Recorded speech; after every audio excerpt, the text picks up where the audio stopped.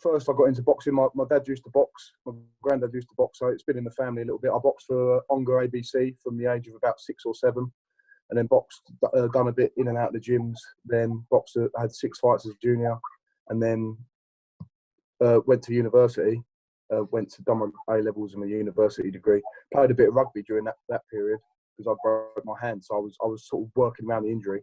And only like the last 18 months, 2 years, I've started properly boxing again. But I've always been in the gyms working out and doing boxing sort of training. But now I've really nailed down and I'm going for it, and I'm signed with SJAM, so I'm looking forward to it. I think, like, for any sports person, you know, the fans are the people that put you there. Obviously, your talent gets you so far, but the fans take you to other places, and you've got to keep the fans with you all the time. And it's not from being false. Johnny appreciates what people, you know, times are hard at the moment, and people are spending money to come and watch him. So you've got to give back. You know, you've got to give back to them people. So it's very important. But Johnny is very, very marketable because of his fighting ability. He can fight. Man can fight.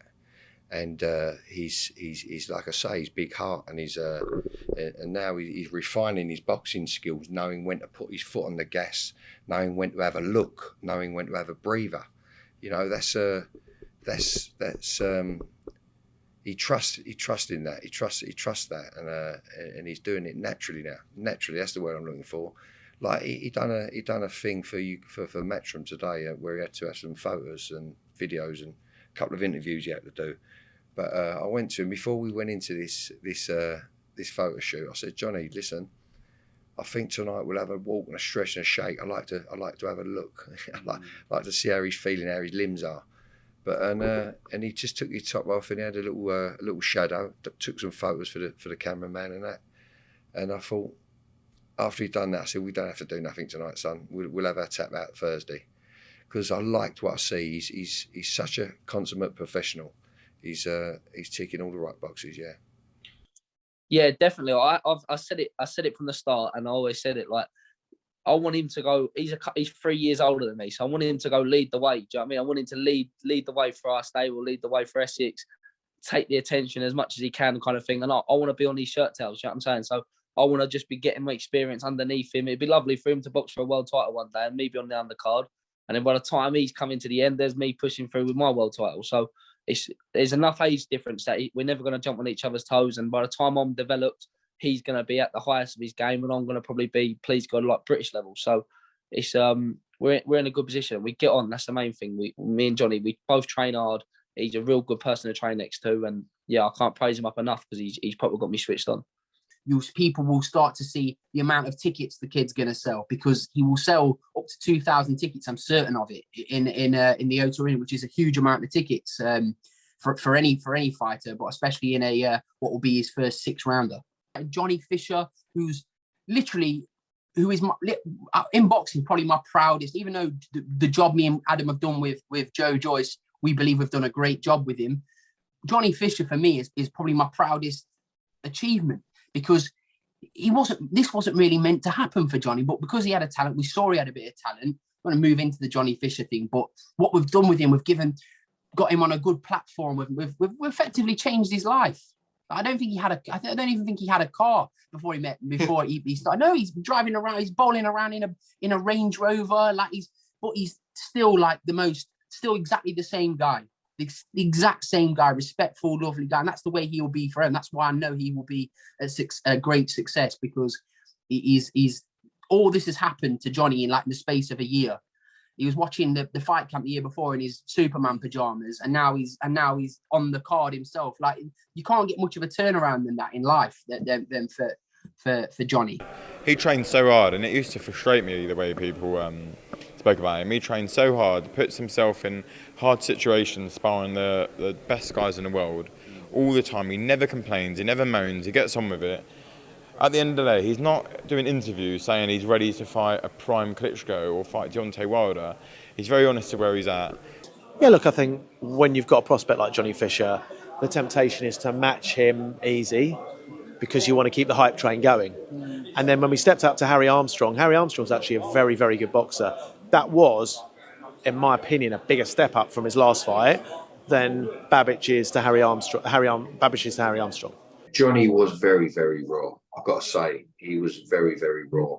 And if they're willing to work patiently and hard, I'm willing to give them my time to get performance, to get to balance them, to try and make them cuter.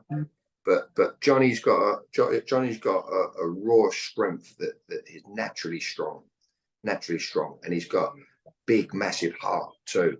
So if we can, like I think we're doing at the minute, is just hone and tune in and polish him up, and let him understand there's a beginning and there's a middle and there's an end of a fight. You get me?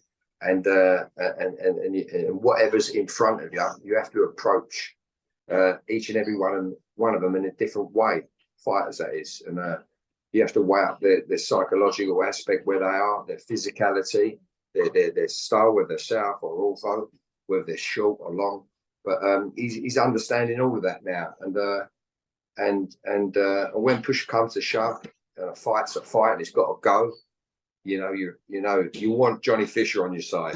I really do. I don't know what the key is. I just think where I'm from in Essex and Romford, people get behind each other. I've got a great team of local sponsors, and we all get behind each other. That's a big factor in it, the amount of support I've got from local companies.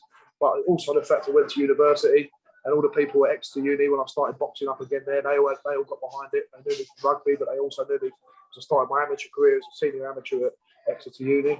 And I think it's the way I fight as well. People are excited by a heavyweight who can punch a little bit, and just being genuine and being nice to people, that goes a long way. And it's great to see that being nice to people and just being a down-to-earth guy, people want to come out and watch and support you. And long may it continue, because that atmosphere at the O2 was something else. Well, firstly, I was impressed by Johnny, but because he came off as an intelligent young man, And then when I noticed he wants to be a tough man now, I was like, bro, he just drowned himself. Like he can't breathe in this kind of environment. That's I grew up in there stuff, and he didn't. He's just a good guy. He's a really good guy. So I think that was really bad for him to go the other way. It's been a fantastic journey. Learned as I've gone on, but I think everyone, even if you're a terrific amateur, has to learn as they go on, because fighting 3-minute rounds is not the same as working up to 12 3-minute rounds, with smaller gloves, and punch power comes into it a lot more. And I've had 4 years. It's nearly 4 years since I joined Mark Tibbs at the end of August, and it's been a great journey so far. We didn't fight until February after I joined that year, but it's just been a good apprenticeship, a good learning phase, and now we're really getting up there.